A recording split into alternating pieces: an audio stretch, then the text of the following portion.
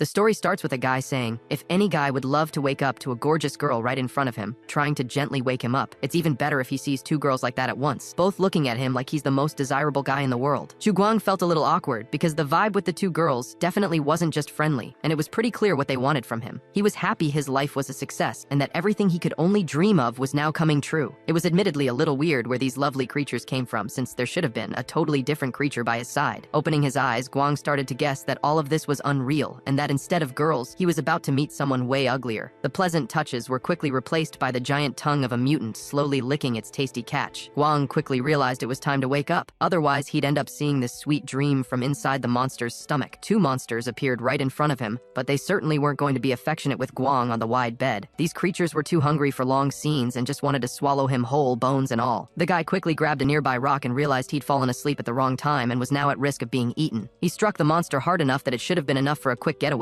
Guang has been trying to survive in this post-apocalyptic world for a long time, and so far, he's been doing okay. But with every passing day, the mutants were getting angrier, and he needed to train not just his strength, but his running speed too. He didn't expect to end up in a situation like this after a short break, but it was too late to think about that now. Good thing the two-headed beast wasn't very strong, and it was even possible to face off against it. However, it quickly fell behind, which means Guang can save his energy for the next encounter with the mutants. It was slowly getting dark outside, and moving through a world packed with hungry monsters was becoming way too dangerous. The best solution was to head back to base without any loot, but at least safe and sound. Soon the guy found himself in front of an abandoned hospital that served as the entrance to his secret hideout. These ruins were the place that had sheltered Guang behind their reliable iron doors for a long time. From the outside, this base looked old and run down, but there were actually a lot of useful items inside. Entering the territory, he immediately saw the familiar environment he'd been creating for quite a while. Spotting him from afar, the creature that had been waiting for him there rushed toward its owner on its wheels. It was Seven, the robot closest to the previous admin, who now served the new master. The robot started spinning around him so fast he had to ask it to calm down, since Guang had only been gone for half a day. Seven had lived in this base run by Guang for a long time and had become indispensable in a lot of matters. This place belonged only to him and was considered a pretty reliable shelter in these dangerous wastelands. Besides equipment and computers, there were supplies here too, although right now running very low. As the admin, Guang had a series of duties he had to carry out day by day. One of his duties was to attract people to this world using regular Earth internet. This was necessary to reclaim territory because the guy moved here 5 months ago and the new job became ideal for him. It's hard to believe, but the game world, indistinguishable from the real one, existed thanks to Guang's efforts. Players who saw the ads on the internet for the first time didn't immediately believe the game was real and initially thought it was just simple marketing. But then, as they started chatting, each of them slowly realized it was all true. A new player named Night 10 just saw for the first time how real this computer game was. Once immersed in it, the player completely lost touch with reality because the detail pulled him fully into the digital world. Guang watched all of this closely and was happy for every recruit who decided to play this game. The best way to attract players was through voice messages where the guy explained the game in detail and then sent a direct link to register. In fact, he tricked players into entering his world, and most of the time he was successful. There were enough people applying to complete the guy's final task and move to the next level. Now he is the admin of this game. But 5 months ago, before arriving here, he was just an ordinary sales manager. One day he managed to close a big deal, so the guy decided to celebrate and have a few drinks. Suddenly, he felt a tightness in his chest and then heard a sharp sound that clouded his consciousness. He'll never forget that terrible second after which a new reality opened up before Guang, changing everything. It's pretty hard to put these feelings into words, but they were far from pleasant. Opening his eyes, he realized there was no turning back, and someone had sent him to this space full of danger. He found himself in a true post-apocalyptic world, and at first, he decided it was some kind of prank set on a movie set. That's why he ran so desperately, wanting to find a way out of that place as fast as possible. However, the path turned out to be much longer than expected, and everything around him was the same terrain. It was hard to move because instead of the usual roads, there was only dirt and rubble from buildings. But when he saw his reflection, he realized he had turned into a totally different person. At that moment, he heard the same high-frequency sound again that he heard in the last second of his stay in the real world. Then, suddenly, Guang noticed the system notification window he often saw right before his eyes. In this post-apocalyptic world, he was destined to become a scavenger, because that was the role the system itself had prepared for him. Guang's first thought was to call for help, but he realized he had lost his cell phone while running. In this state, he wandered aimlessly through the wasteland all day, and soon Guang was overcome by an intense feeling of hunger. First, he needed to find something to eat, otherwise the game would end way sooner than planned. To his surprise, the guy stumbled upon a human settlement, although he didn't meet a single person at the entrance. Only after going a little deeper did he see 2 settlers in front of him who looked very strange. Maybe it would be worth learning more about this world and the settlement he was now in. Suddenly, Guang heard a male voice nearby asking which shelter he came from. He had never heard such a language before, but maybe having come to this world, he could now speak it himself. A man with a weapon named Walter put the barrel to the kid's head, not wanting to test his patience for long. With a grin on his face, he replied that he had ended up there by accident and was just passing through through looking for food. The next second, it became clear that Walter wasn't joking, and there was no point in irritating this old man with a weapon. Fortunately, the shot wasn't aimed at Guang, but at a giant that had gotten too close to the settlement. Old Walter warned that the wasteland was no place to play games, and it wasn't a good idea to wander around there without a firearm. Guang could easily become food for the monsters and go to the other side like those who neglected this rule. It was worth thanking the old man for that advice. Although it was possible to get by without a weapon in the beginning, Walter was right, because after 5 months of survival, Guang started to understand the new reality much better. It was a parallel world that emerged after the great conflict that gave rise to many mutated animals. Plus, there were so many marauders here that it was necessary to always have a weapon handy, not just because of the mutants. About 5 months ago, he stepped on this land for the first time, and since then he's managed to learn the basics of this world, fighting for his life every day. But the main question remained, where did that high-frequency sound the man constantly heard come from? He found this out only a little later, when he met the true gurus of these places who knew everything. For now, it was worth just entering his base, because apart from him, there wasn't a soul in that abandoned hospital. With every passing minute, the sound got louder and seemed like it was only in his head. Listening closely, Guang realized the sound was coming from somewhere right where he was standing now. But who was sending this signal? With every step, the guy heard the sound more and more clearly, which meant he was moving in the right direction. At some point, he froze, never imagining that underneath the hospital there was such a huge room. At the end of this room, he saw a door that looked like it was pierced by threads of bright neon light. The sound was coming from the room behind the door that was now hidden from Guang's eyes. The next second, an inner voice seemed to tell the man that he needed to activate the mechanism that opened the secret door. Placing his palm on it, he suddenly realized that his fingerprints fit like a key, and this door was really meant for him from the start. The heavy iron door started to open slowly, which meant the guy hadn't come all this way for nothing. When the door opened completely, Guang noticed at the end of the next room the iron creature that 5 months later became his faithful assistant. At that moment, this robot looked like just another monster, and it was hard to know what to expect from that sudden meeting. In a flash, Seven the robot was right there in front of him. He moved fast across the flat floor, using wheels instead of legs. He told Guang not to worry, he was just a little helper waiting for his boss. Then, he dropped the big news. Guang was now the game admin and had total control over the whole place. Checking the system window, he saw that the system had indeed upgraded him from scavenger to admin. The robot explained that the guy would have to complete tasks, and together with the players he invited, they'd earn rewards for every mission. But the most important thing was that from this place he could easily contact Earth. That was the best news the little helper had. The shelter wasn't just connected to a parallel world, it also had its own official website. All players registered to participate had to be assigned a number, and their data was immediately entered into the shelter's resident list. As the admin, Guang had the right to decide which players could join the game and which ones shouldn't even bother trying the mission. Thanks to the system's capabilities, gaming equipment, mainly a gaming headset, would be sent directly to the players' homes. Once they put the headset on, every player would see the same thing, and the system would gradually pull them into the game, immersing them in a parallel reality. They'd have to have a little patience though, because to move forward, players had to push through deep water, holding their breath for a while. As long as people had their gaming headsets on, they could contact their clone in the hideout and quickly surface. It was totally worth being in this new reality because it opened up so many opportunities for Guang. He finally found a loophole to get out and return home from there. The guy let the robot know he was going to call him Seven, based on his serial number. The Iron Helper was instantly stoked about the news because he'd never had a real name. The robot started spinning rapidly around Guang again. Happy that the admin was treating him like a human, he acted like a little kid, but the helper still had to secure food for his new master. Even though Seven was a bit goofy, his ability to summon and gather players was simply amazing. Meanwhile, back in the real world on Earth, it was already night, but the guy in the dorm room was still wide awake. He couldn't believe the game the unknown admin invited him to actually existed. The admin promised not just a realistic game, but full immersion with the highest level of detail. At that moment, Guang, sitting at the computer in the new shelter, kept on typing. He had to spend entire days recruiting participants for his game, taking only short breaks to eat. After looking closely at the locations he was going to visit, Night 10 realized the game could end up being way more interesting than regular computer games. If a game like this really exists, then the women he created before would now be real. The guy was already imagining how they would all treat him, since Night 10 gave them life and made them real. This perspective was exactly what he wanted, and there was no point wasting time thinking about it. All that was left was to find out how realistic this game was, so the guy decided to register immediately. The next day, as he slowly walked out of the cafeteria, the guy still hadn't forgotten about the game he signed up for, but the spicy chicken was so delicious he had to forget about everything else while he ate. Now it was time to head to the dorm because every day Night 10 spent was the same. Today the usual routine changed, and instead of a computer, he saw a large box on the table. It was clear there was a package inside, but why was it so big? It was hard to figure out who sent the package because he hadn't expected gifts from his parents in a long time. When he opened the box, he realized he'd never received a shipment like this and didn't know what to do with it. In this box was the same gaming headset the admin sent to every participant in his real game. In fact, he had the gaming gear in his hands, which meant it wasn't a joke or a marketing stunt. Night 10 firmly placed the headset on his head and realized the admin had chosen the size as accurately as if he knew his head measurements. It was all very strange, but he was eager to experience the real sensations Guang promised every player. Instantly, a tunnel began to spin before his eyes, plunging Night 10 into a parallel reality so bright it could have blinded him. The guy was looking forward to bringing his virtual virtual girlfriends to life and diving with them into a real world of temptation and pleasure. He was ready to run into the space where his dreams would come true and hope the admin hadn't lied about the real sensations. But suddenly he realized an important condition put a stop to all his dreams of a beautiful life. At the end of the tunnel, he saw a system notification saying there were exactly 72 hours left until the game launched. Now he would have to wait 3 whole days to dive into the game, and Night 10 didn't understand why the admin had set up such a long waiting period. There was no point yelling about it in the dorm, since many students were already asleep and secretly hated Night 10 anyway. It was good this guy agreed to become a member so fast because it worked out for his admin. Guang was still sitting at the computer and realized things were going as well as possible. The chat had been discussing the new game for a long time, and many users were ready to become players. A lot of people asked for different gaming headsets, and now he had to promise he'd get the right model for everyone. The headset could sync with any player, but only one user could create a game account. Good thing he decided to message people he used to hang out with so he didn't have to worry about new acquaintances. After his grandfather passed away, the kid cut all ties with his relatives, and everyone on Earth probably thought he was gone. Noticing an assistant by his side, the guy reminded them that their site was too primitive and they'd need to at least create a forum. The initial build required a lot of manual work, so it was necessary to recruit more male players. Because of that, the main page needed to grab guys' attention, so it was worth putting a beautiful girl on there. It worked immediately, and upon visiting the site, Night 10 was reminded once again of his dream to make virtual girlfriends a reality. Now Guang had to prepare for the game launch and asked Seven to upgrade the site in 3 days. However, the robot didn't understand why the admin sent only 4 headsets when there were already 11 players. Even if Guang wanted to accept them all, they would only take up 10% of the tanks. They were low on food now, and the fewer players there were, the fewer hungry mouths there were. So Guang decided to focus on these 4 players first and then invite new ones later. After all, 4 players were enough to complete the system task, and there was no need for more mouths to feed. Suddenly, the system awarded the guy some nanocarbon body armor, and this high-tech gear was now available. But this body armor wasn't as modern as the random box waiting for him. Boxes of different levels provided medicine and weapons in case of encounters with mutants, which there were going to be a lot more of. It was worth considering if he should spend 5 points on a normal box or save 100 to get a weapon, but there was no time to think because a new task had already appeared in his journal that was worth checking out. After quickly reading the journal, Guang realized the mission would give him 100 experience points at once, and that would be enough to cover all expenses. The guy decided to use the reward for this task to open the box with weapons. Right then, the robot quickly carried out the admin's order, and soon an inventory box began to open in front of him. At first, it looked like a special effect from a blockbuster movie, since the floor was covered in acrid steam that looked like smoke after an explosion. After waiting a bit, Guang realized that not everything in this world is so real, and sometimes there's absolute fakery. The rewards in the inventory didn't impress Guang at all, and didn't look like formidable weapons. If he needed this food, the system could have been more generous and given him more treat. But among the dropped items, he suddenly noticed a note that immediately interested him. If this is the 5th item in the inventory, then you should have read this letter earlier. Opening the note, Guang immediately saw words written in the local language of the parallel world. He was very surprised when he realized he had learned not only to understand that language, but also to read it. Unfortunately, it was abandoned by the previous admin, who took everything valuable from the inventory, leaving only this trash. But someone was able to develop such technology in the era of human elimination. The Iron Assistant didn't know the previous admin's name because his program launched only after Guang entered the shelter. Surely there should have been at least some info on the previous shelter admin, and it was worth doing something about it. Without waiting, Guang quickly activated the hologram and started carefully studying the files on this shelter. In the last conflict, both sides not only destroyed their enemy, but also perished along with them. After the conflict, humanity entered a new era called the Wasteland, but the robot never found anything about the previous vault admins. If that's the case, this matter should be postponed, because the players will arrive here in exactly 3 days. At that moment, the guy was going to take a little walk and stop by the recycling center. Before leaving, he said the robot would remain in charge, and that he himself would return after completing an important task. Soon, Guang decided to go to the survivor camp to collect supplies that had likely been left there. The path leading to the shelter was full of danger, as not even a mouse could get past the 2-headed hyenas. His whole look screamed hunger, and getting the attention of those creatures was super dangerous. But it happened anyway, and the guy realized the hyenas could smell him from a mile away. On his way to the camp, he ran into 2 hungry hyenas, and it was definitely not the kind of meet and greet anyone wants. Guang had been in these parts for a few days, and was ready to face off against hungry mutants. As long as you have a weapon, fighting even 2 of these monsters isn't that big of a deal. He could take down any creature with what he had, without even spending any experience points. Looking toward the pack, he suddenly realized the monsters weren't attacking at all, and the danger had already passed. These mutants were the main threat to survivors, and among them were individuals, both strong and weak. The 2-headed hyenas aren't super strong, but they often send 1 or 2 pack members out to scout. In this way, they were almost no different from the mutated roaches, which also hunted in large groups. The unlucky souls who fell victim to them often met the same fate. There were countless dangers hiding in the dark, and one wrong move could end badly. Guang soon found himself near the survivor camp, and hoped this trip wasn't for nothing. First, he had to go to the recycling center to get some chips from the local owner. These scales never showed the right weight, so it was easy for the owner to shortchange a customer. The customer turned out to be Guang, and the recycling center owner, Charlie, paid him a few coins. In total, there were exactly 3 chips, and the guy could have bought something something valuable with them. The old man warned him that he didn't have any blasters, since he never kept items like that in his center. He still had food and fuel though, and Guang needed to get them before the cold set, and Charlie explained that winter was coming much earlier this year, and the first snow would fall as early as October. The mutants in the wasteland started actively preparing for the cold, and this was bad news for any survivor. In winter, it was hard to tell if a mutant was hiding under the snow or if you could find some valuable metal there. Once it starts snowing, even the traveling merchants will stop coming here and will stay in their own lands. It was possible to take a risk and go to the city that was dozens of miles away, because the markets there were still open. Old Charlie explained the nature of this world to Guang, because before becoming a slave, he lived in another shelter. In the past, he was captured and put up for auction, where he was bought by the camp boss. After that, Charlie was assigned the task of dealing with scavengers, and he would have completed the task if chaos hadn't broken out. Maybe soon he would become an engineer, a doctor, or even a scientist like his ancestors. Charlie played a big role in Guang's life, and today he suddenly asked him to be more careful in these wastelands. The old man looked out for him because he mistook him for a survivor from another shelter and didn't know his real story. In the end, he could only get 3 chips, and it was unlikely he could trade them for anything worthwhile. It was worth counting how many chips he had left in total, and it turned out Guang had a total of 50 pieces. At that moment, he held a whole family's fortune in his hands, but even that wouldn't be enough to start building a shelter. First of all, it was necessary to restore the area around the shelter and buy the necessary tools for it. This game was hyper-realistic, which meant the players would start developing from the bottom up. They'd have to remember their regular jobs and use any tool Guang could get his hands on. Don't forget about food, because in the first few weeks, none of the newcomers will be able to hunt well. Once the clone syncs with the player, it becomes a living being, which means it will need food. If the demand for food isn't met, the new actors might resort to extreme measures. This meant they had to get enough food to feed 5 people for a whole week, even if they only had to eat twice a day. These players could be considered expendable, so there was no point bothering to find high-quality food. He decided all he needed to do was get some green wheat from a nearby farm, which would become the complete diet for his new players. On the way, he suddenly ran into a girl who, for some reason, was out in the open. Xiaoyu quickly apologized for scaring Guang and admitted she shouldn't have been hiding like that. Some strange sounds were coming from her hideout, and Xiaoyu decided someone was trying to rob it. In the future, she could watch Guang's house while he was gone if he didn't mind. Anyway, she didn't have anything to do at her place, so she could spend time watching Guang's house. The guy warned the kids not to get close to strangers, since it could be a bad person instead of him. But Xiaoyu wasn't a little kid anymore, and could be considered old enough even to get married. Guang was never a bad person, and when the girl was very hungry, he gave her fresh soup. This time he didn't meet her empty-handed either, and so Xiaoyu wouldn't